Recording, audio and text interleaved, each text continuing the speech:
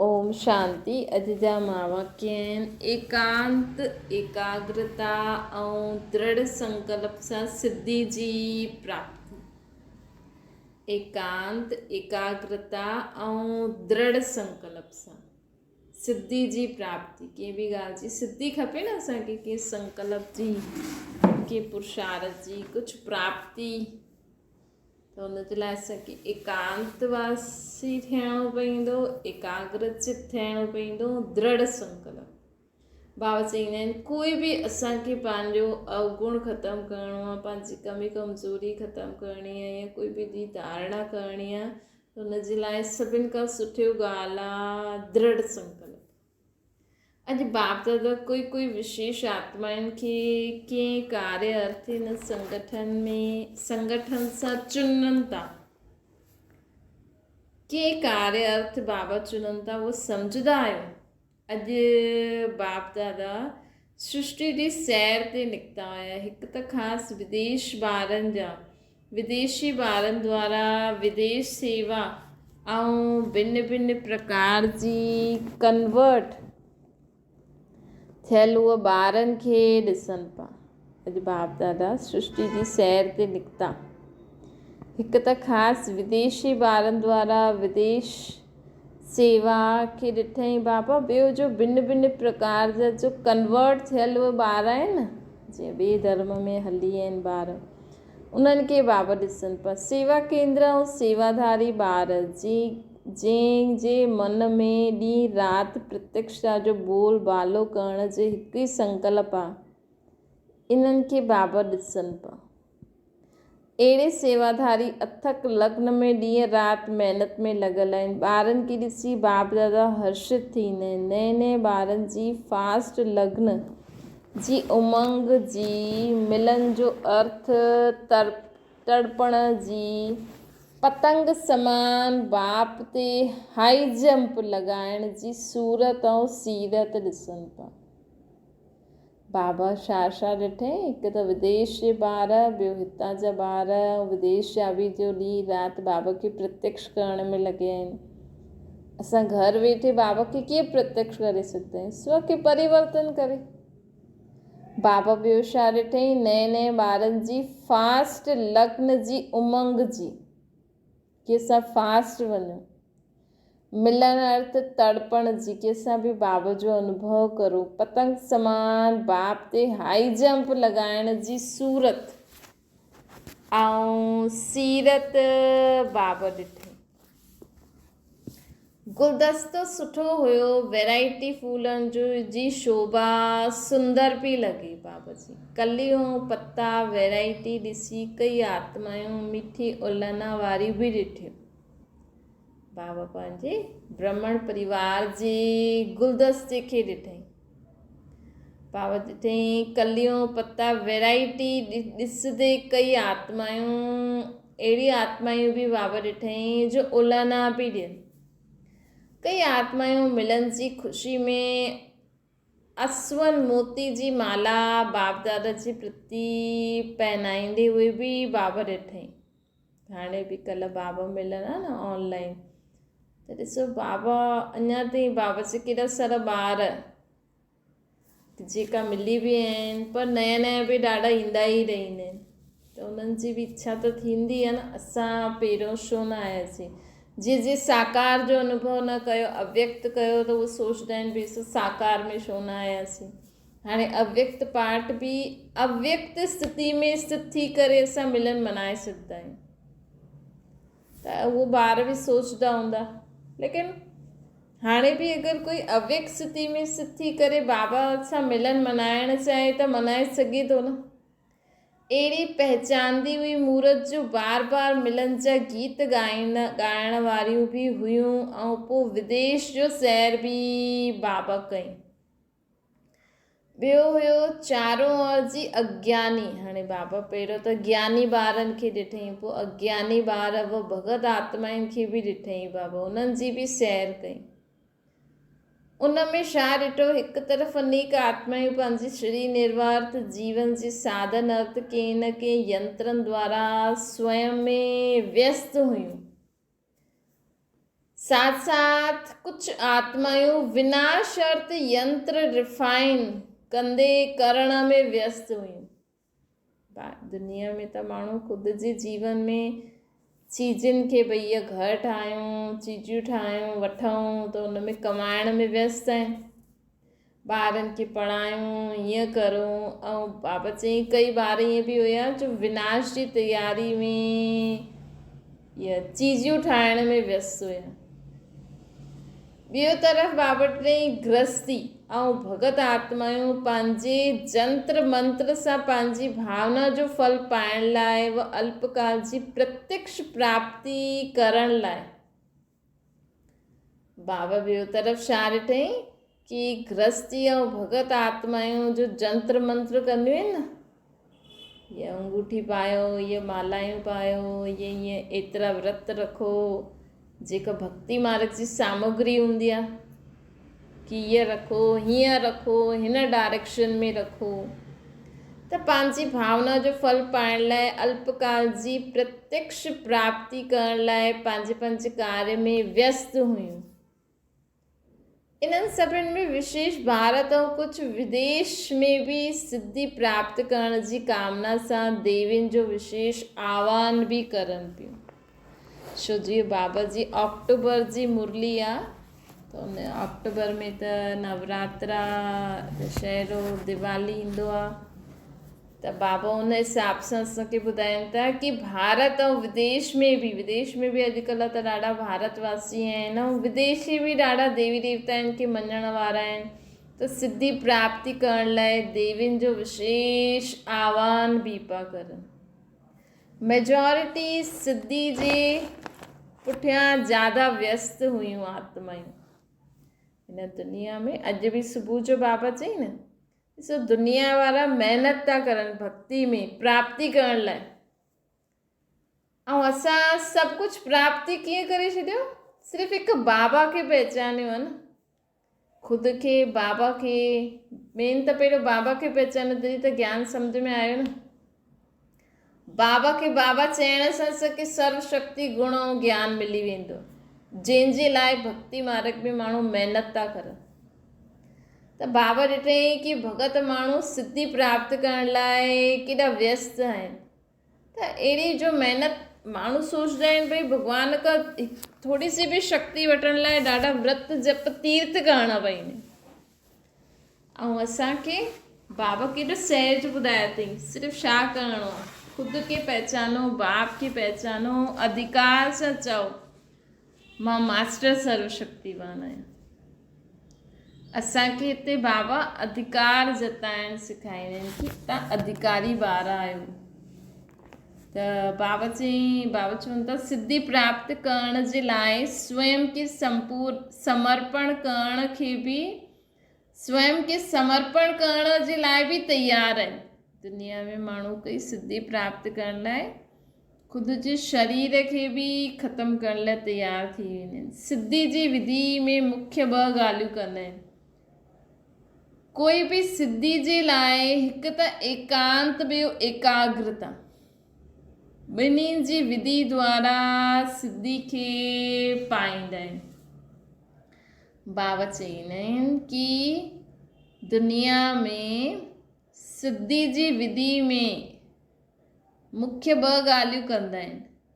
वैसे भी असांखे भी अगरि सिद्धि प्राप्त करणी आहे त बाबा चईंदा न, हिक खे यादि करो, एकांत एकाग्र थी करे हर कर्म करो, संकल्प करो त सिद्धि प्राप्त थींदो। दुनिया में भी वो एकांत में किथे तपस्या कंदा आहिनि, कंहिं न कंहिं चीज़ ते एकाग्र थींदा आहिनि, त सोचंदा आहिनि भई सिद्धि प्राप्त थींदी। त अॼु बाप दादा सिद्धि स्वरूप ॿारनि खे चुननि पिया। सिद्धि स्वरूप अर्थात असां में जॾहिं शक्ति अची वेंदी आहे न, असां कहिड़े भी आत्मा खे चऊं न ये शांत आत्मा आहे, त हुन समय जे लाइ त उहो शांत थी वेंदी आहे। ये थींदी आहे सिद्धि। के सिद्धियूं प्राप्त हूंदियूं आहिनि न दुनिया में, जंहिंसां उहा कंहिंजी बीमारी भी दूर करे सघंदा, कंहिंखे झाड़ फूक कंदा, ईअं दुनिया में ॾाढो आहे। त अॼु बाप दादा पंहिंजे ब्राह्मण परिवार में अहिड़ा सिद्धि स्वरूप ॿारनि खे ॾिसनि पिया। दुनिया वारा त अलॻि आहिनि, जंहिंजा यादगार चित्रनि द्वारा हाणे ताईं अनेक सिद्धियूं प्राप्त था कनि। भई हाणे असां डायरेक्ट बाबा खे यादि करे सर्व सिद्धियूं प्राप्त कयूं आहिनि, ऐं हुनजे फलस्वरूप माण्हू असांजे चित्रनि द्वारा सिद्धि प्राप्त करनि। हुन समय सिद्धि जी प्राप्ति जो दृश्य ॾिसण वारो हूंदो आहे। जीअं तव्हां माण्हुनि खे जीअं तव्हां ॿार यादि द्वारा अतींद्रिय सुख जो अनुभव थींदो आहे असांखे, उहे ई भक्तनि खे बि सिद्धि प्राप्त करण जे समय अल्पकाल जो सुख हुन समय जे लाइ घटि अनुभव न थींदो, उन्हनि खे बि ॾाढो अनुभव थींदो। पर बाबा चईंदा आहिनि ईअं थींदो आहे। छो जो इहो बि उन्हनि जो भई हिन समय सभु त तप न करे सघंदा आहिनि, भई सभु भॻवान खे डायरेक्ट त न यादि करे सघंदा आहिनि। त अहिड़ी आत्मायूं जो कंहिं न कंहिं भॻवान जे रूप में भॻवान खे यादि करे सिद्धि प्राप्त करे पोइ उहो माण्हुनि जी मदद कंदा आहिनि, हुननि जे कमाई जो साधन बि थी वेंदो। त जीअं बाबा चईंदा आहिनि न, मां विनाश जी डेट न ॿुधाईंदमि, इहे ज्योतिषनि जो कमु आहे। हाणे हुन ज्योतिष सिद्धि प्राप्त कई अथई त हुनखे टच बि थींदो आहे, कराईंदा बाबा ई आहिनि, लेकिन बाबा चईंदा आहिनि इहो हुननि जो कमु आहे, मां हुननि जो कमु छो करां, पोइ न त हुनखे उहो कमाईंदा कीअं। सो बाबा त विश्व जो पिता आहे न, बाबा त सभिनि आत्माउनि ते ध्यानु ॾींदा आहिनि। त ईअं सैर करण खां पोइ साकार रूपधारी ॿारनि खे ॾिठई बाबा। भक्त जीअं देवियुनि द्वारा सिद्धि प्राप्त करनि था, उहे देवियूं कॾहिं स्वयं बि सिद्धि स्वरूप बाबा चवनि था कि दुनिया में भक्त जॾहिं जीअं देवी द्वारा सिद्धि प्राप्त करनि था, उहे देवियूं कॾहिं स्वयं बि सिद्धि प्राप्त करण जो संकल्प रखनि थियूं। इहे छो? भई हाणे बि अगरि हाणे असां बाबा खे यादि करे स्वयं में शक्ति भरूं था न, त बाबा चवनि था उहे देवियूं कॾहिं स्वयं बि सिद्धि प्राप्त करण जो संकल्प रखंदियूं आहिनि। ये छो? हलदे हलदे ये संकल्प ज़रूरु उत्पन्न थींदो आहे कि महिनत कंदे हुए बि सिद्धि छो न प्राप्त। समय प्रमाण संपूर्ण स्टेज जी प्रत्यक्षता घटि छो आहे, बाबा पुछनि था। त बाप बि प्रश्न कंदा आहिनि छो? भई ॿार बि बाबा सां प्रश्न कंदा आहिनि ऐं बाप बि प्रश्न कंदा आहिनि छो? अञा ताईं तव्हां सिद्धि स्वरूप छो न ठहिया आहियो? भई अञा ताईं असां बाबा पुछनि था असांखे कोई महिनत त करणी न, असांखे त हर कर्म कंदे बाबा खे यादि करियूं, पंहिंजी स्मृति में रहो। अॼु बाबा चई न स्मृति सां ई समृद्धि ईंदी आहे। असांखे सदा स्मृति स्वरूप रहंदासीं त सभु शक्तियूं आप ई अची वेंदियूं। त सिद्धि स्वरूप आहियूं, असांजो हर संकल्प सिद्ध थियण वारो, असांजो हर बोल हर कर्म। त सिद्धि स्वरूप जी मुख्य ॻाल्हि कहिड़ी अपनाइणी पई? जीअं कल्प पहिरियों पांडवनि जो गायन आहे कि सेकेंड में जाते तीर लॻायो हुते गंगा प्रकट थी, अर्थात सेकेंड में असंभव बि संभव प्रत्यक्ष फल जे रूप में ॾेखारे में ॾिनो। कल्प पहिरियों पांडवनि जो गायन आहे कि सेकेंड में जाते तीर लॻाई हुते गंगा प्रकट थी वई, अर्थात सेकेंड में असंभव खे संभव करे छॾी प्रत्यक्ष फल में। इनखे चइबो आहे सिद्धि। त अगरि असां बाबा खे यादि करे एॾो समय खां असां करूं था त असां जो शुद्ध संकल्प करूं उहो सिद्ध छो थो थिए अञा ताईं। जो शुभ भावना वारा बोल बोलूं था उहो सिद्ध छो थो थिए। जो बाबा जी यादि में कर्म करूं था उहो सफल छो थो थिए। त इहे असांखे चेक करिणो आहे। इहे जो गायन आहे भई पांडव केरु आहियूं? असां ई त आहियूं। भई जेको असां शुद्ध संकल्प करूं उहो अञा ताईं प्रैक्टिकल में छो था ॾिसी सघूं। ईअं न थींदो आहे छो जो बाबा चवंदा आहिनि कि जो दुनिया में चवंदा आहिनि हुनखे चइबो आहे सिद्धि। ईअं न थींदो छो जो प्रत्यक्ष फल जी प्राप्ति जे लाइ हर सेकेंड पंहिंजी संपूर्ण सर्वशक्ति संपन्न स्वरूप जी स्मृति प्रत्यक्ष संकल्प रूप में असांजी न रहंदी आहे। जैसे असां संपूर्ण स्मृति में संपूर्ण पंहिंजे सर्वशक्ति स्वरूप में स्थित थी करे कोई संकल्प बोल कर्म न कंदासीं तेसिताईं सिद्धि न थींदी। मां पुरुषार्थी आहियां, संपन्न थी वेंदमि, थियण त ज़रूरु आहे, नंबरवार त हूंदा ई आहिनि। असांजो कमु आहे महिनत करणु, उहो त यथाशक्ति करो ई था। इहा हर सेकेंड जो संकल्प रूपी बीज असांखे शक्ति संपन्न नथो थियण ॾे। जी सोचो भई कई माण्हू चवंदा आहिनि अरे असां त छा त सभु दादियूं वॾा ई करे सघंदा, असां थोरी कुझु आहियूं, असां त अञा करूं था, थी वेंदासीं, करे ई वठंदासीं, सभु थोरी रहंदा।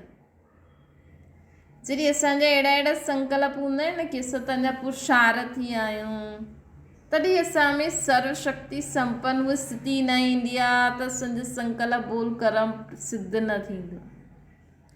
हर सेकेंड जो संकल्प रूपी बीज सर्वशक्ति संपन्न हूंदो। बाबा चवंदा आहिनि त हुन समय जे संकल्प में, बाबा चवनि था हुन समय जे संकल्प में ॾाढी शक्ति हुजणी खपे, अर्थात भविष्य जो संकल्प भरियलु हुजे।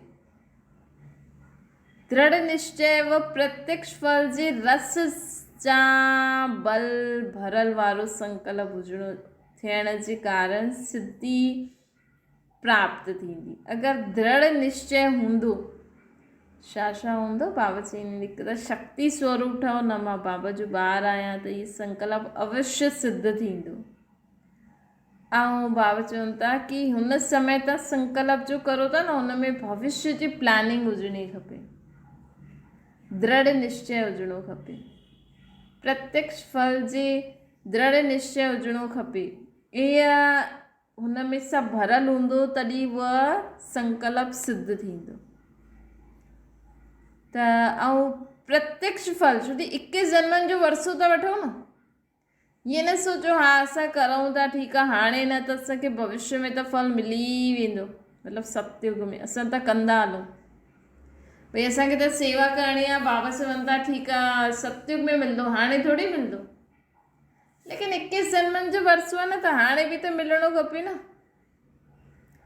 2 घड़ी पोइ, घंटे पोइ या कुझु ॾींहं पोइ भविष्य प्राप्ति थी वेंदी आहे, त हिनखे छा सम्झो भई जो संकल्प असां हाणे करूं था त हुनजी सिद्धि हाणे मिलणी खपे न। 2 घंटा पोइ, 3 घंटा पोइ, महीने पोइ प्राप्ति थींदी त हिनखे छा सम्झंदासीं, असांजे संकल्प रूपी बीज जे कारण ई प्रत्यक्ष सिद्धि न थींदी।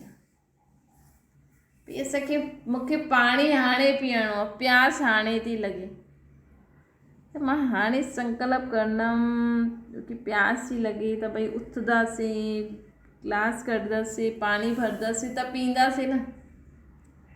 हाणे असांखे बाबा जे हैंड्स हाणे खपनि, बाबा जा हैंड्स हाणे खपनि, त मां सभिनि खे प्रदर्शनी ते सम्झायां थी त हुन समय बाबा जा हैंड्स निकिरणा खपनि न कुझु त। ईअं थोरी की हा असां त बसि सेवा करूं था, बाक़ी निकिता जॾहिं बि निकिता, हा हैंड हाणे खपे। बाबा जे कार्य में असांखे जो बि कमु करिणो आहे, बाबा चईंदा आहिनि तव्हां महिनत करो, मां तव्हांजी मदद कंदुमि।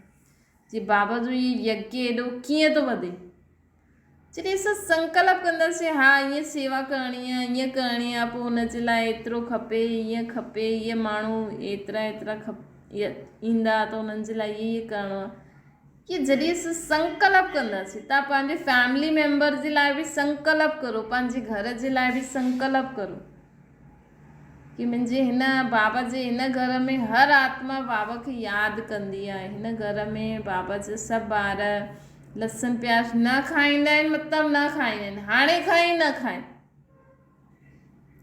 एतिरो असांजे संकल्प में पावर हुजणी खपे। हाणे खां पोइ ॾिसो त संकल्प करो, ईअं न सोचो हा भई मां करां त थी वेंदो, न असां चऊं हाणे थिए। पोइ बाबा असांखे ॾिसो कीअं मदद था करनि। हीअं असांखे संकल्प करिणो, माण्हू चवंदा न कि हा मुंहिंजो संकल्प हुयो अॼु सिद्ध थियो आहे। त अगरि असांजो कोई संकल्प भविष्य में जे लाइ थोरो टाइम वठंदो आहे, लेकिन कई संकल्प थोरो हाणे खां हुनजो रूपरेखा त नज़र अचणो खपे न।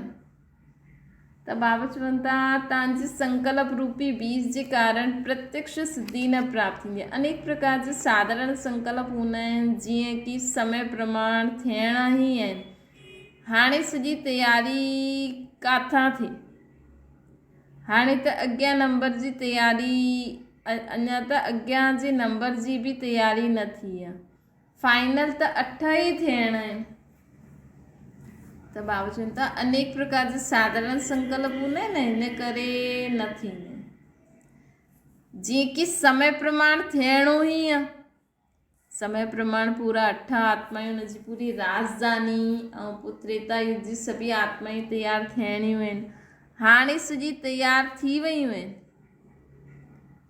अञा त अॻियां नंबर बि तयारु न थिया आहिनि। मतिलबु जेका मुख्य 8, 108, 16,000 हाणे त तयारु थी विया हूंदा, फाइनल त 8 ई थियणा आहिनि। ईअं भविष्य नॉलेज जे साधारण संकल्प पंहिंजे बीज खे कमज़ोर करे छॾंदा आहिनि।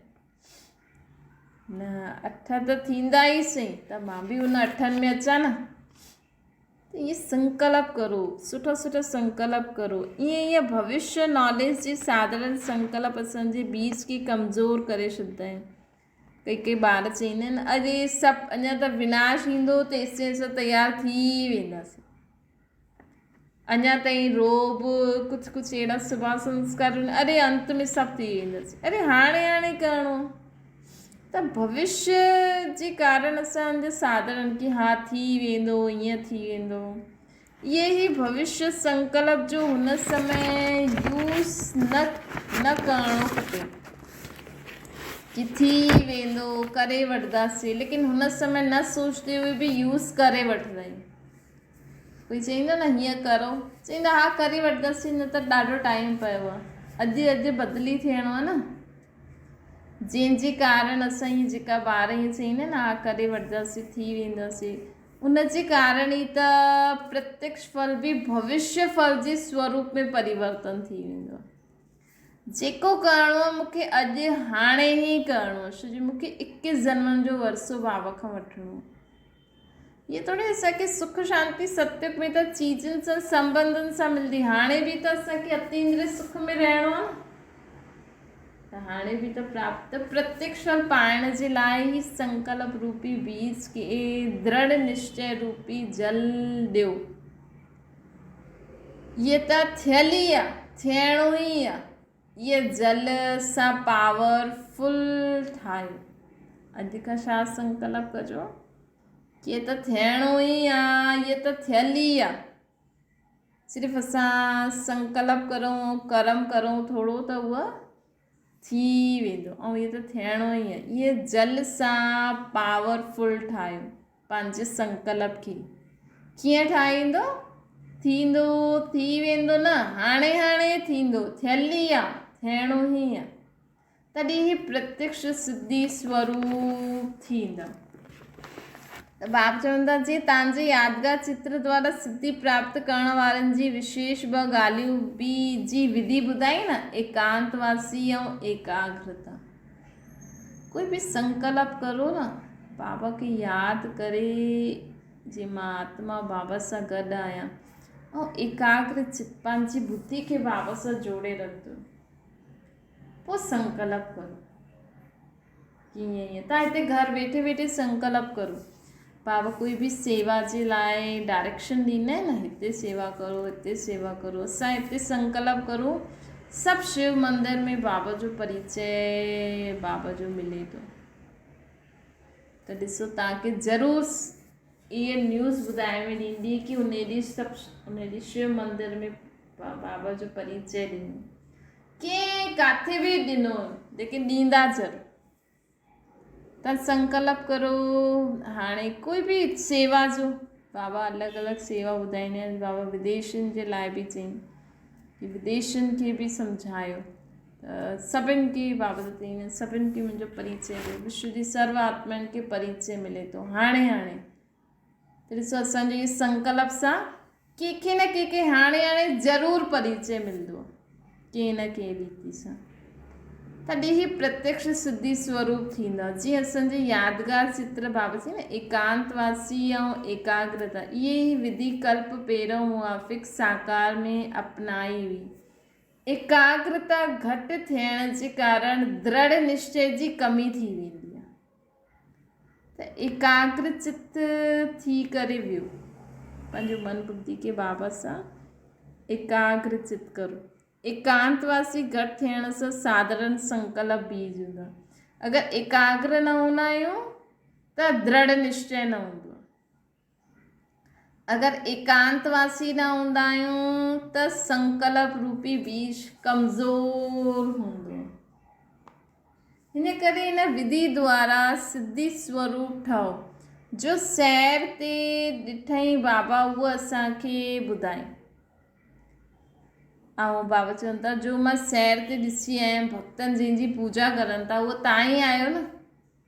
त यादगार रूप में हाणे यादि रूप ठाहियो बाबा खे। उहो असांखे यादि था करनि, असां बाबा खे यादि करे दृढ़ संकल्प करो। पांडवनि जी यादगार सां ई भक्त माण्हू सिद्धि मांगदा आहिनि। त हाणे कम से कम ख़ुदि जे लाइ न त भक्त वीचारा केॾी हाणे ठंडी में बि केॾी तपस्या कंदा आहिनि, केॾी भक्ति कंदा आहिनि।